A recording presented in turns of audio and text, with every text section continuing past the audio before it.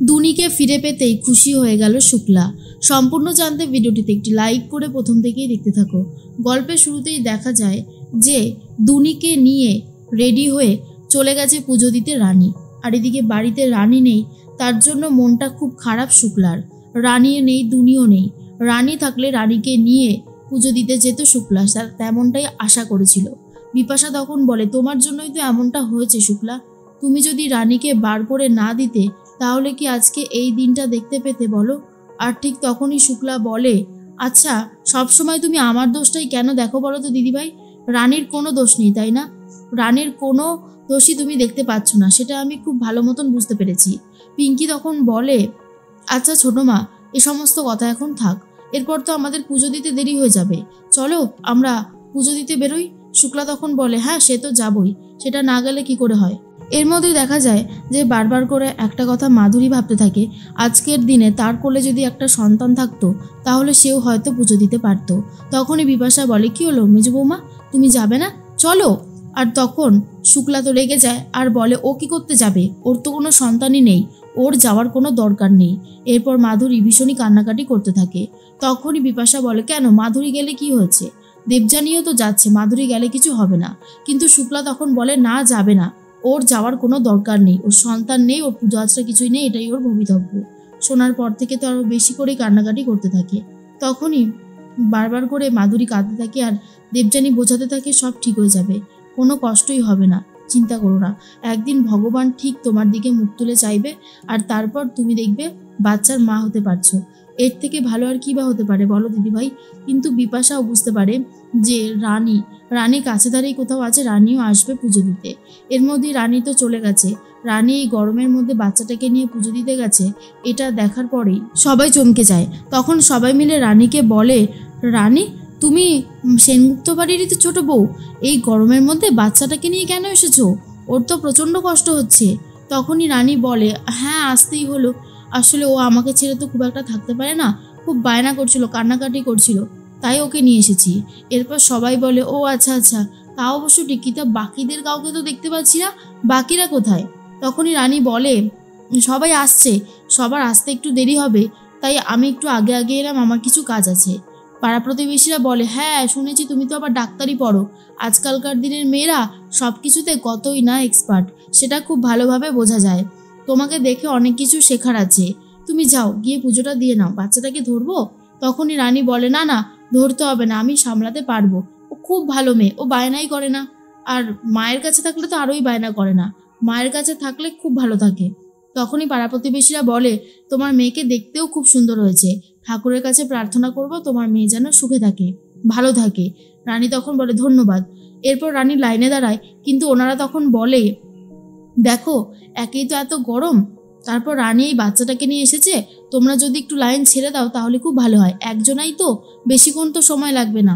তখন সবার অনুমতিতেই রানী প্রথমেই চলে গেছে, রানীকে আর লাইনে দাঁড়াতে হয়নি।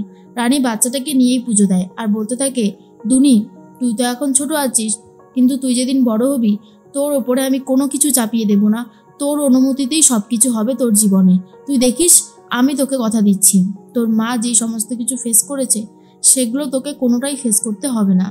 এর মধ্যেই শুক্লারা তো বেরিয়ে পড়েছে মন্দিরে এসে পুজো দেবে বলে, আর রানীও মন্ত্র পড়ে পুজো দিতে থাকে। দুনিও খুব খুশি, কারণ সে তার মায়ের কাছেই রয়েছে। এরপর বিপাশা বলে, এ শুক্লা একটু তাড়াতাড়ি হাঁটো, এরপর তো দেরি হয়ে যাবে, এরপর তো আমাদের পৌঁছাতে গিয়ে আরও অনেকটা সময় লাগবে, না জানি মন্দিরে কত বড় লাইন পড়েছে। এরপর রানীর তো পুজো দেওয়া হয়ে যায়, আর তখনই রানীও রেডি হয়েছে বেরোবে বলে। শুক্লা বলে, কোথায় আশা করেছিলাম সবাইকে নিয়ে পুজো দিতে যাব, সেই আশাটাও পূরণ হলো না, সব কিছু হয়েছে ওই মেয়েটার জন্য, ওকে আমি এত সহজে ক্ষমা করব না দিদিভাই, তুমি দেখো। তখনই বিপাশা বলে, যাচ্ছ তো পুজো দিতে, এখনও যদি মনের মধ্যে এত হিংসা এত রাগ পুষে রাখো তাহলে কি করে হয় বলো তো? পিঙ্কি বৌদি বলে, ছোটো মা তো ঠিক কথাই বলেছে মা। এর মধ্যে রানী বলে, পুজো দেওয়া হয়ে গেছে, আপনাদের জন্য অনেক তাড়াতাড়ি পুজো দেওয়া হয়েছে, এবার তাহলে আসি। সবাই তখন বলে, আচ্ছা আচ্ছা সাবধানে যাও। রানী চলে গেল, তার মধ্যেই চলে এসেছে শুক্লা। শুক্লাকে দেখে পাড়া প্রতিবেশী বলে, শুক্লা তোমার ছোট বৌমা এসেছিল, খুব ভালো মেয়ে জানো তো, কি সুন্দর বাচ্চাটাকে নিয়ে শান্তি করে পুজো দিয়ে গেল, ওকে অবশ্য আমরা ছেড়েই দিলাম, ও বলছিল যে তোমরা একটু পরেই আসবে, তোমার বৌমা তো ডাক্তারি পড়ে, আবার সংসারও সামলায়, আবার সে একজন ছোট্ট মা, সত্যি আজকালকার দিনের মেয়েরা কতই না এক্সপার্ট, দেখে কত ভালো লাগে। শুধু ভাবি যে আজকালকার দিনের মেয়েগুলো এতটা এক্সপার্ট, আর আমরা কি ছিলাম। এত কিছু প্রশংসা শোনার পরেই তখনই শুক্লা আর নিতে পারে না। বিপাশা মনে মনে বলে, আমরা বলি তো, শুক্লা কানেই দেয় না। এবারে পাড়া প্রতিবেশীর কথাটা যদি একটু কানে লাগে। এরপর পিঙ্কি বৌদি বলে, ছোট মা বুঝতে পারছো, রানী তাহলে এখানে এসেছিল, আমাদের সাথে দেখা করছে না। চলো ভালোই ভালোই পুজোটা তো আগে দিয়ে নাও। এর মধ্যেই রানী তো চলে গেছে বাড়িতে। বাড়ি ফাঁকা বলে তাড়াতাড়ি করে বাড়ির মধ্যে থেকে চার্জারটা নিয়ে এসে ফোনটা চার্জ দেয় আর বলে, জানিস তো দুনি, ফোনটা অনেকক্ষণ হয়ে গেছে চার্জ নেই। চার্জ দেওয়া হয়ে গেলেই তোর বাবাকে ফোন করে কথা বলবো। এখনও তো পর্যন্ত বাড়ি আসেনি, দেখি একটু পরেই ফোন করব। অনিশা কথা বলতে থাকে দুর্জয়ের সাথে। দুর্জয় তখন বলে, শোন না, পেশেন্ট একদম ঠিকঠাক আছে, আর কোনো অসুবিধা নেই, ভয়ের কোনো কারণ নেই, ওনাকে আমি বেডে দিয়ে দিচ্ছি, আর আমি এখন বেরোবো।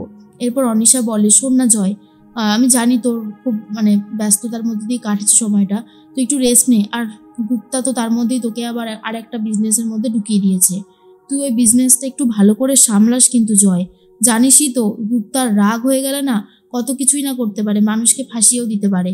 দেখ, আমি তোকে ভালোভাবে বলছি, এবার তুই ব্যাপারটা কিভাবে নিবি সেটা সম্পূর্ণ তোর দায়।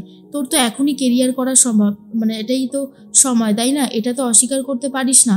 জয় তখন বলে, হ্যাঁ জানি তো, অস্বীকার করলাম আর কোথায়, আমি বরং যাই, বুঝলি, অনেকটা সময় হয়ে গেছে, আমাকে বাড়িতে যেতে হবে।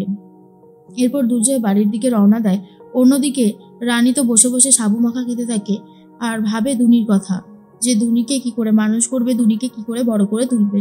তার মধ্যেই বাড়িতে চলে এসেছে শুক্লারা আর বলে, দেখলে দিদিভাই, দেখলে ওই মেয়ে আশেপাশেই কোথাও রয়েছে, কিন্তু দেখা সে দেবে না। কি ভেবেছে ও এইরকম ভাবে আমাদের কাছ থেকে আমাদের নাতনিকে দূরে রাখবে? এটা সম্ভব না, আমি এটা মেনে নিতে পারছি না। তখনই বিপাশা বলে, আহ শুক্লা, কি হচ্ছেটা কি? শুক্লা তখন বলে, কি হবে দিদিভাই? না না, তুমি বলো না, এগুলো কি মেনে নেওয়া যায়? আমি তো মেনে নিতে পারছি না। যেই মেয়েটা পাড়ায় সবাইকে দেখা দিচ্ছে, আবার চিড়ি ছুঁড়ে দিচ্ছে, সেই মেয়েটা কেন এই বাড়িতে ঢুকতে পারছে না বলো তো? আমার কাছ থেকে আমার নাতনিকে আলাদা করে দিয়েছে, এটা আমি মেনে নেব না।